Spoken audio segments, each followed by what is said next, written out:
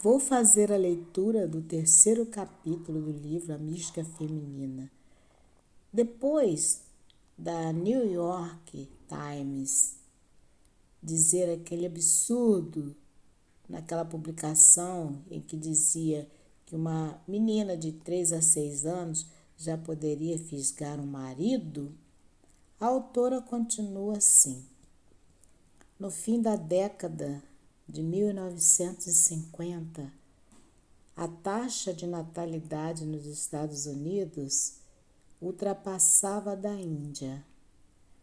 O movimento em prol do controle de natalidade, renomeado de planejamento familiar, foi exortado a encontrar um método por meio do qual mulheres, após serem informadas de que um terceiro ou quarto filho nasceria morto ou com alguma deficiência, pudessem tê-lo a si mesmo.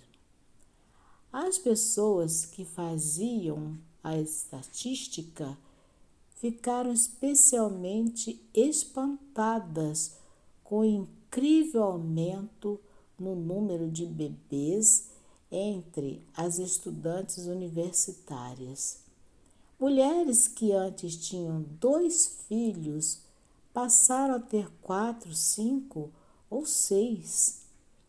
Jovens que antes desejavam ter uma carreira, agora se dedicavam à carreira da maternidade. Foi o que festejou a revista Life em 1956, em uma ode ao fato de as estadunidenses estarem voltando ao lar. Em um hospital de Nova York, uma mulher teve uma crise nervosa ao descobrir que não poderia amamentar o filho.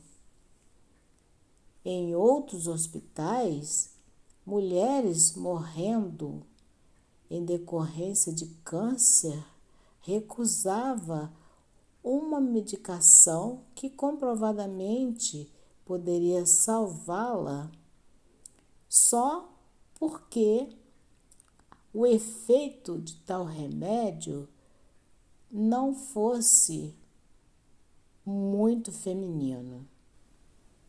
Havia uma propaganda que dizia assim: se eu tenho apenas uma vida, quero vivê-la loira.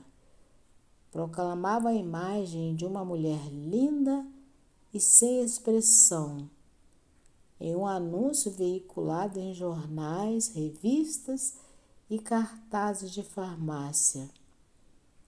E em todos os Estados Unidos, 3 em cada 10 mulheres pintavam o cabelo de loiro. Comiam um pó chamado metrecal, em vez de comida, para ficar com as medidas das modelos jovens e magras. Compradores de lojas de departamentos relatavam que, desde 1939, as estadunidenses tinham passado a vestir roupas 3 ou 4 números menores. As mulheres querem caber nas roupas e não o contrário, disse um comprador. Decoradores projetavam cozinhas com murais de mosaico e pinturas originais, pois as cozinhas tinham voltado a ser o centro da vida das mulheres. Costurar em casa se tornou uma indústria milionária.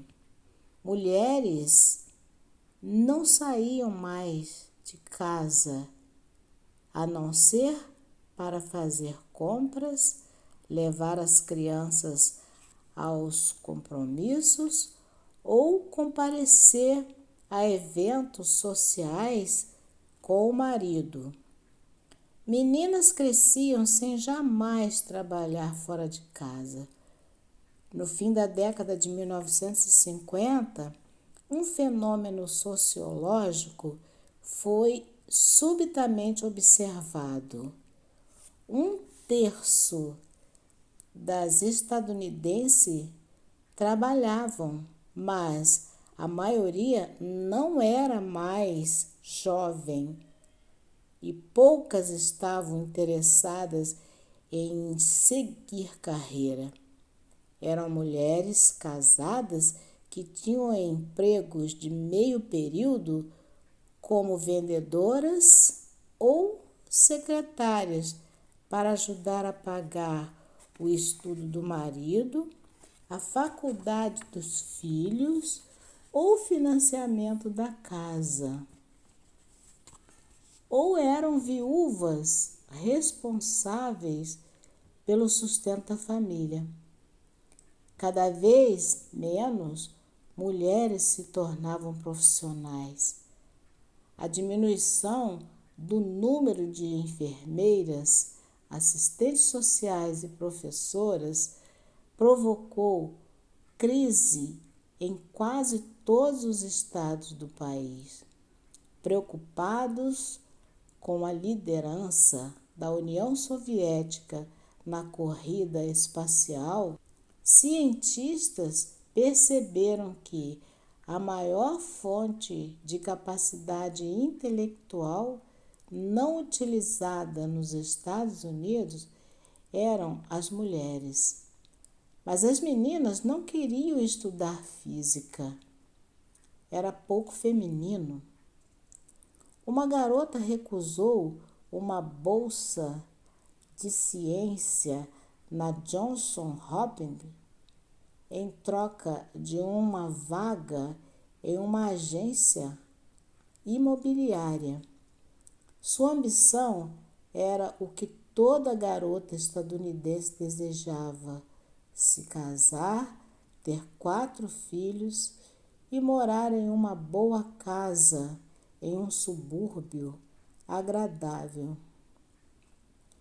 A dona de casa suburbana era o sonho de toda jovem estadunidense e causava inveja em mulheres ao redor do mundo. A dona de casa estadunidense havia encontrado a verdadeira realização feminina. Dona de casa e mãe.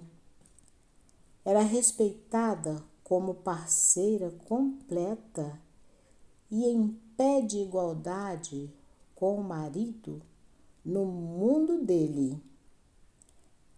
Era livre para escolher automóvel, roupas, eletrodomésticos, supermercados e tinha tudo o que as mulheres sempre sonharam.